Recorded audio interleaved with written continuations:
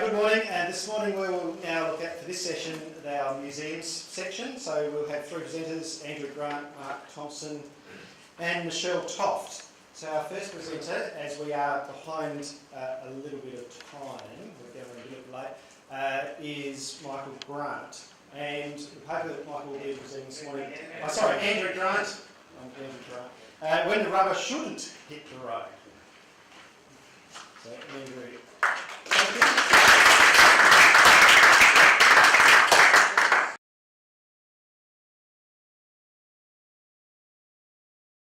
All right, thank you very much. I'm a former museum curator of all forms of transport, but I retain my interest in road transport in particular, and that partially explains my attendance at this conference. And I just wanted to share some of the experiences I've had as a transport curator in terms of aspects of management of collections, those practical and pragmatic issues that one has to consider sometimes, over which sometimes one has control, sometimes not, and also some of the more legalistic aspects. We'll just touch on the issue of loans. I wanted to do that by way of a few anecdotes, so that in order that your interest level in this kind of topic doesn't rapidly decline over the next 15 to 20 minutes, that I retain it perhaps with a few of these anecdotes relating to individual cases of vehicles in the collection of the Powerhouse Museum in Sydney that illustrate those points. So let's move on. These are the sorts of questions that confront not just transport curators in museums, but indeed private collectors who might be interested in a particular target vehicle, a type of vehicle that they've been interested in for a very long time. And inevitably these sorts of questions, even if they don't come to mind specifically, are swirling around in terms of not just whether to purchase something, but what to do in managing it and using it and comparing it with other examples. And then ultimately, if there's a decision later down the track about what to do when one is selling it, passing it on to another caretaker of that vehicle, as opposed to an owner, because in a sense we're all caretakers of the technology that we hope will survive beyond us. These are some of the questions one has to consider. So moving on, one example, or the first example that I'll choose for this presentation, is a road vehicle of extraordinary originality. The 1912 12 horsepower Rover, which when it came to the museum, this photograph being taken in the early 1980s, but it looked pretty much like this. There's another indication of just how original this vehicle was. Just a little bit about its history. It was owned by Mr. and Mrs. Lewis Drummond of Des Moines in Sydney from 1913 until 1948, so it was one owner. And it was in that year when the car had done 13,000 miles, and after Mr. Drummond had passed away, that his family offered the car to the museum as a donation. It was kept in the museum's cramped accommodation for storage of its collection for the next 40 years before it saw the light of day. Now, there's an irony implied there. Because the museum's storage facilities were so poor and its capacity to display its collection so limited, that led to a decision by default to store much of the collection until such time as the Powerhouse Museum project came along in the early 1980s and enabled the museum to reconsider for the first time how it might share some of these collections with the public. And this car was chosen when news first arose of the plans for a bicentennial veteran car rally that was held in Canberra in 1988. And some of you may have been there. Hands up, anyone who was there? Okay, Darryl, yes, John. It was a fabulous event, and I recall there were about 1,000 vehicles at Canberra Showgrounds, and this vehicle, which was taken there by the museum, on the back of a trailer, wasn't driven down there, but it was actually drivable. It attracted a lot of attention as one of the most original vehicles on the scene, and you can imagine why it attracted that attention. There's the maker's plate. And there's a not very good photograph originality has a certain cachet about it because we sense that when we're looking at something that's highly original, we just know by the redolence of age that hasn't been interfered with. And the point about it is that as far as museums are concerned, or owners of original vehicles, state museums, that is, museums owned by state governments or federal government with collections that are held in trust for the public, have a particular responsibility to respect, recognise and preserve originality. Because when you think about it, if there's an opportunity for a researcher or somebody who might be writing a book, or simply the interested observer, the enthusiast, if there's an opportunity for any of those people to have a look at what cars actually looked like in an aged appearance at end of use, or even frozen in time at some stage during their use, and they may have been removed from use and put on the blocks for a number of years, who knows. The responsibility rests fairly heavily, more so on the people who look after these state public-owned collections, if you like, to preserve that originality, because that's your baseline for the way that the car was actually used in its day, in general operation. Moving on from that, this is a leap forward in not only time, but in time. We're in South Australia. I couldn't resist mentioning the Lightburn Zeta because whilst most of you know the story about the Lightburn Zeta, there are particular stories, such as the one I'll tell. And for those who don't know about the Lightburn Zeta, which looked like that, how unpretentious. Style was not its area of expertise. Have a look at that ad. It's just wonderful. The Lightburn Zeta was designed and built in South Australia between 1963 and 1965 by Lightburn and Company Limited in their Adelaide factory. The Zeta was the first car sold in Australia to combine the assets of a sedan. You can't see that body shape too well there, but a sedan, a wagon, and a light delivery truck, or at least that was what the advertising claimed. The body design was, however, ingenious. The shell, made of fiberglass, was light and strong, of course. We heard yesterday about the strength of a turret top car that you could stand on. Well, in its own way, the Lightburn Zeta advertising material claimed similarly that you could, if you wanted to, unclip all the seats from the inside of the body, place them on the roof of the car, and gain an added height advantage to view a game of soccer or football or whatever else that was going on in the adjacent field where you may have parked the car.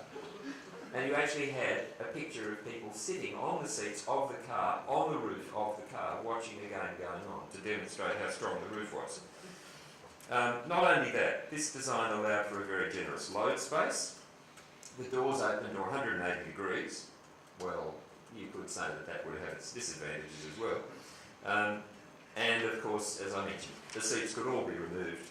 And when they were in place, well, if they were out of the car, of course, the body had the capacity to turn the car into a camping body, effectively. This particular one, the one you see on the right-hand side of the screen, spent the first 10 years of its life in Brighton, in Adelaide. Its second owner also lived in Adelaide, where it remained until purchased by its last owner, Mr. Fred Dywell, an enthusiast and collector, who purchased the car in 2002 for $6,250, in case you're wondering what they were worth 15 years ago. The Powerhouse Museum purchased the car and a significant amount of archival material about the Lightburn Company from Mr. Dywell in 2012.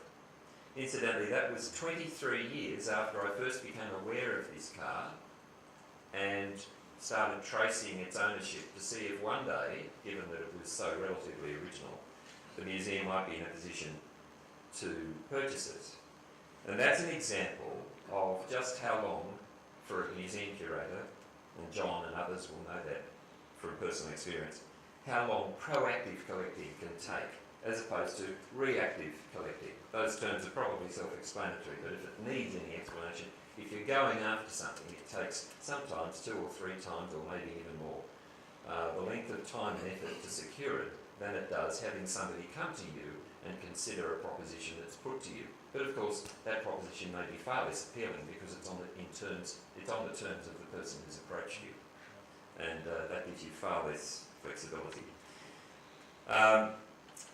Okay, with regard to the fate of the Zeta, it's now in the permanent collection of the Powerhouse Museum. It's been displayed and seen by thousands of people who are just that much more aware of one of Australia's attempts to bring a car into the market, into the light car market in the early 1960s. If you're wondering about its failures, well, clearly the two-stroke Villiers engine was not exactly quiet. We've heard a bit about noise and so on this morning of motor cars. But also, it was around about the time that the Mini Minor entered the market, and there's no contest between a Lightburn Zeta and a Mini Minor.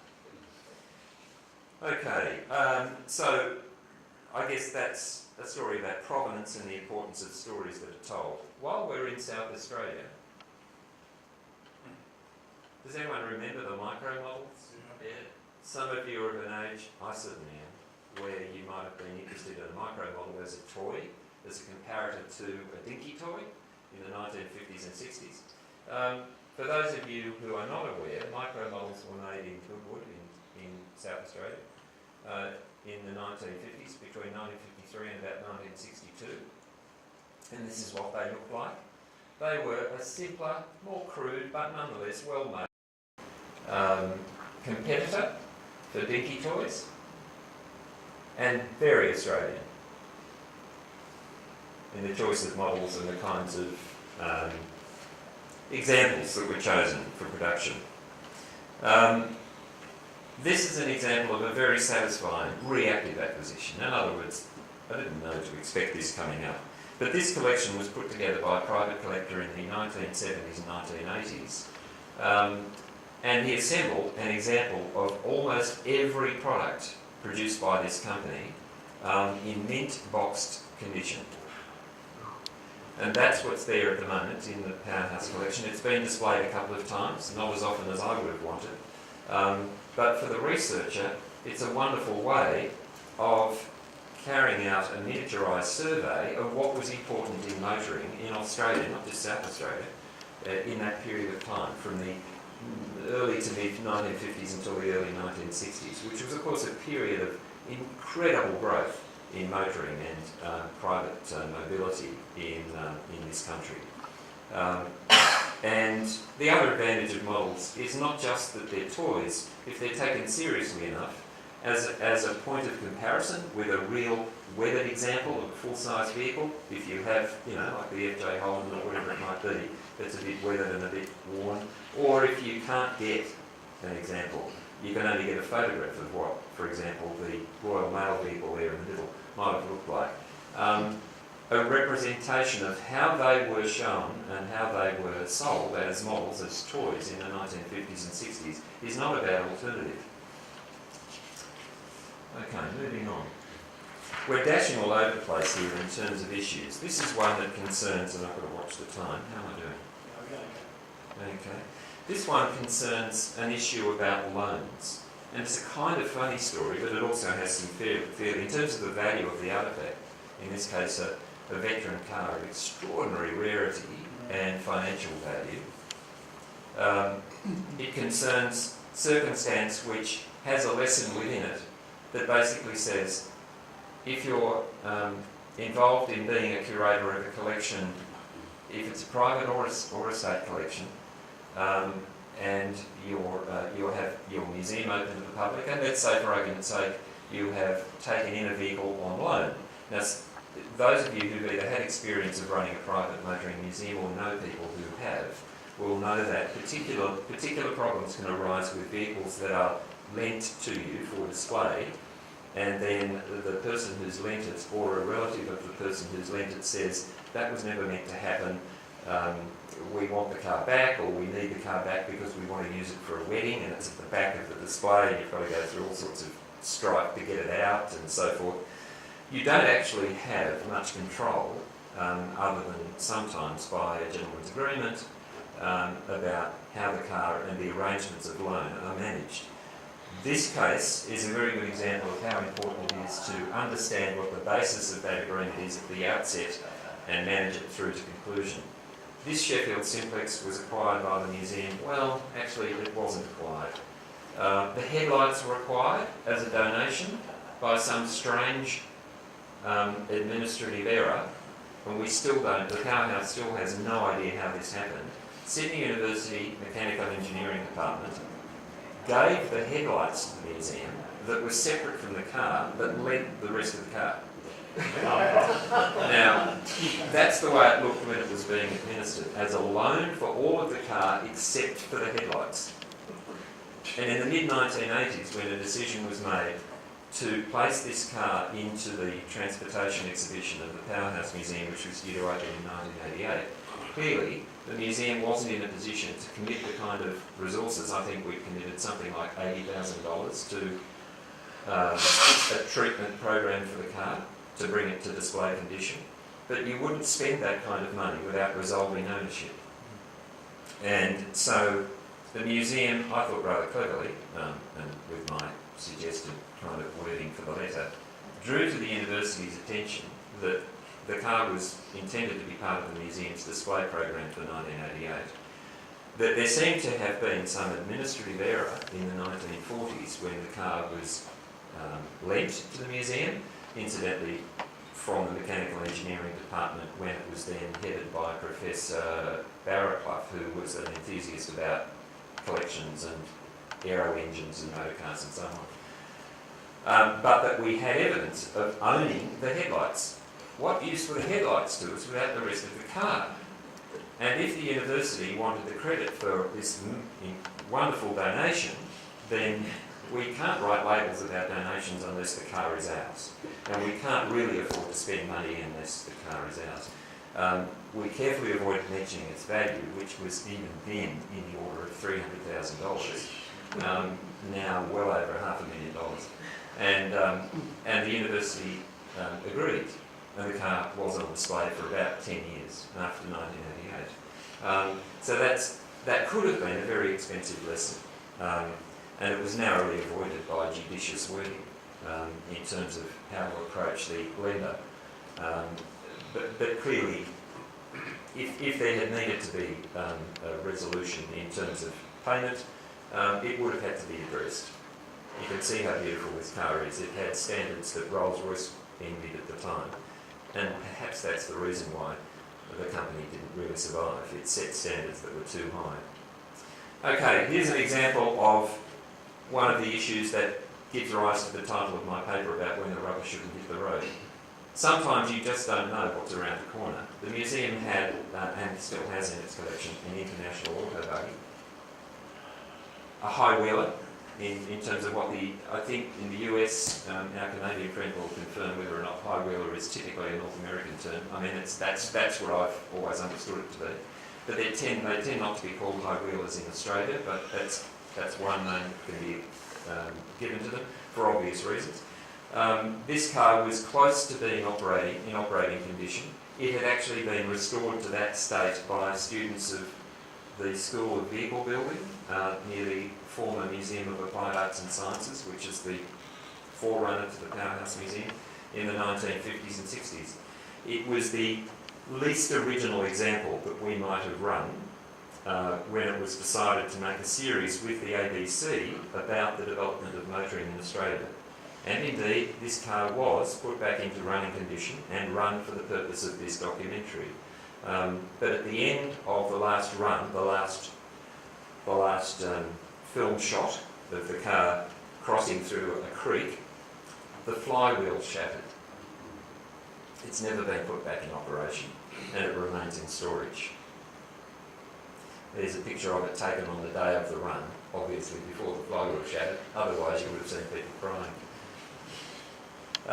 This last example, still okay? Got 2 minutes? 1 minute, okay. This is an example of the last point I wanted to make about the importance of things that operate. This is obviously a steam locomotive. It's in, imagine here, motor vehicle, if you're looking for a comparative example of something that is showing neglect and age and overuse. During its return to operation, I was involved here in overseeing the entire process for 5.5 years at the powerhouse. And there's the group of largely volunteers standing in front of it in restored state before it finally ran again for the first time in 30 years. And there's no denying that whether it's a steam locomotive or a motor car, that the benefits of running are unquestioned. But with that also comes risk of wearing away and losing forever original fabric. And this is where we have to find a balance. I refer to you and recommend to you a thesis written by Alison Wayne for her doctoral thesis at the ANU in 2012. She wrote about this topic, Size Matters, Seeing the Value in Large Technology Objects, about reconciling operation with preservation. And she says that the problem is that different communities, meaning heritage professionals, motoring clubs and members of the public, fail to recognise each other's priorities. Some want to run, some want to preserve, some want to research, and so on. And if we don't understand the different values that we apply to the existence of this technology, then we fail to enter into an agreeable debate. But essentially, we have to understand that all these points of view are valid, and then we can have a sensible debate about what needs to be preserved and what needs to be run. These competing objectives will always be in tension, but they're both essential to meet the needs and interests of this variety of audiences, both now and in the future, whose collections museums hold in trust. Thank you.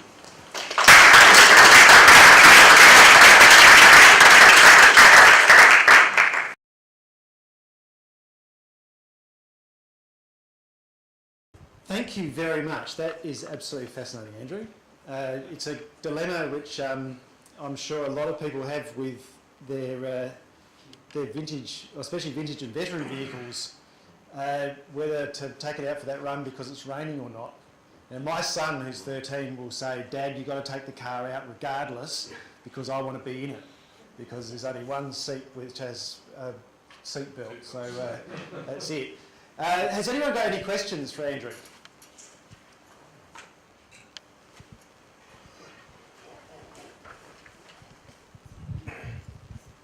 Thank you, Andrew. That was a great talk. I really enjoyed the examples you had.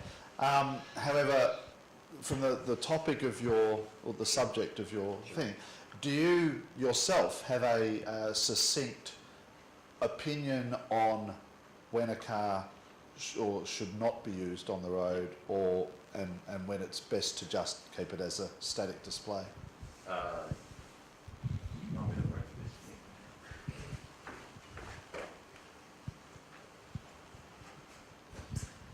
Thanks for the question. And it's a very good one. Yes, I do have an opinion about that. If there's a decision to be made, the bottom line for a state museum, that is, for a museum that holds and is responsible for a public collection, there's no doubt that preservation should prevail. Preservation of original fabric and condition should prevail over use. Because there will always be other museums and enthusiast societies that will provide the public with an opportunity to see what the operating equivalent is like. A good example is the Tramway Museum south of Sydney. They acknowledge that we have some fabulous examples, sometimes, in many cases, original and only examples of early Sydney tramway history. But they operate a fleet, some of which is functioning on a regular basis, and some is preserved and always to be preserved. So essentially, yes, if the debate comes down, if you boil the debate down to if there is only one example or if there is little option, then the State Museum preserve and other organisations with which that museum may have affiliations, if it's sensible to develop relationships with those public organisations and private organisations, that those organisations are principally skilled and equipped to provide the operating experience. There is one rider to that, and that is well illustrated by the locomotive example. Where an artefact has been so subject to neglect and deterioration that the loss of fabric disguises or makes it impossible to return the object to a reasonable state of original presentation, and that locomotive was way beyond that point. There is an argument, and there certainly was in this case, to go beyond trying to preserve originality. Having said that, we were respectful of original methods, such as using riveted boiler repair rather than welded repair. So where we didn't have the original fabric, and this applies to motor vehicles as well, if we didn't have the original fabric, as much as possible, we replicated the original method. Okay. Thank you. Any other questions? Yes.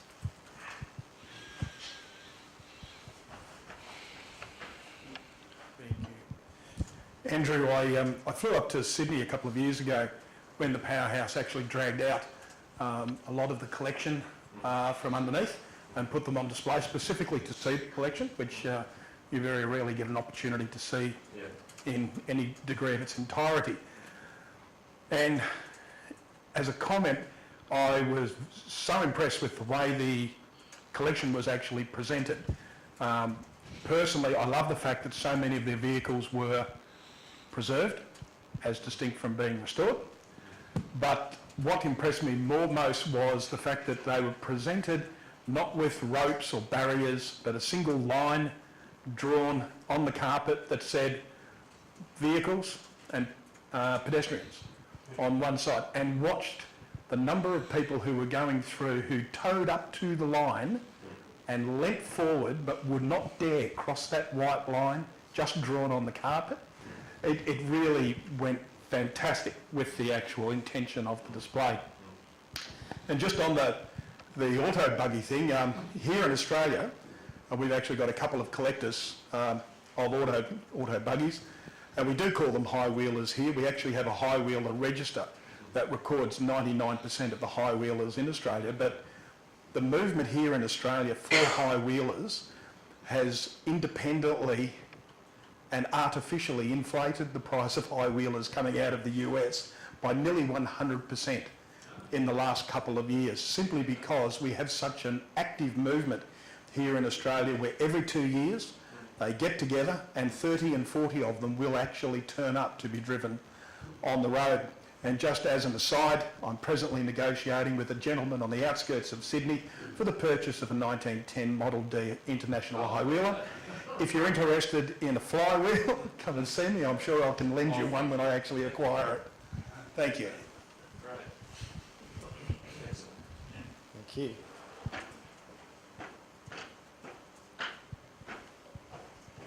Do we have any other questions? Yes.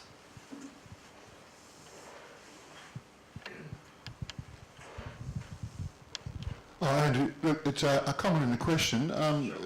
Asking you for comments. The fact that there is now, and has been for possibly the last decade, a movement within the historic vehicle enthusiasts worldwide for vehicles which are more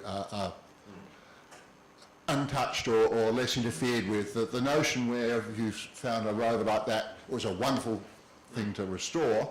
I think, it's perfect. It's all, we've got all the original bits. We can now make it look like new again. Seems to have disappeared, and sort of everywhere from Pebble Beach to Bay to Burwood, and certainly in New South Wales, this preservation class has become popular with enthusiasts. Do you see this as sort of a product of museum ethos, or just, it's come not from nowhere? And I think Britain's always had been a bit stronger on it, but have you got any comments on it, I should say? Right. Yeah.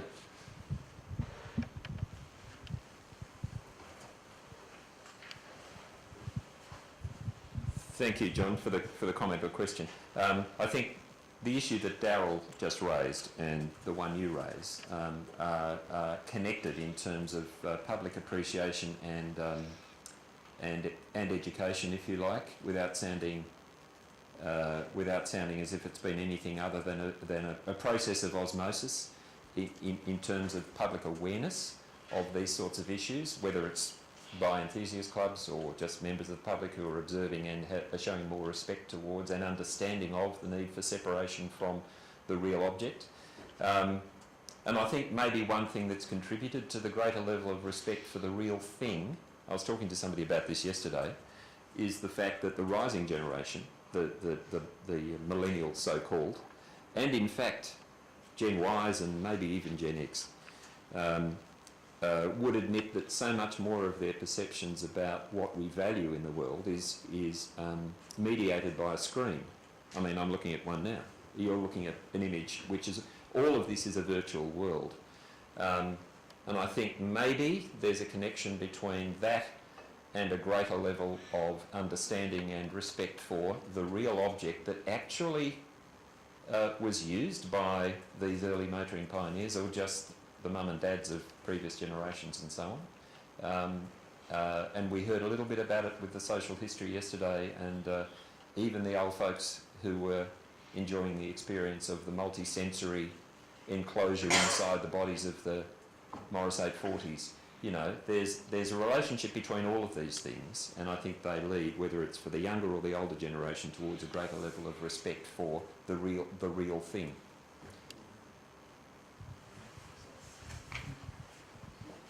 Thank you, Andrew. I'd like everyone please to join me in thanking Andrew for his presentation.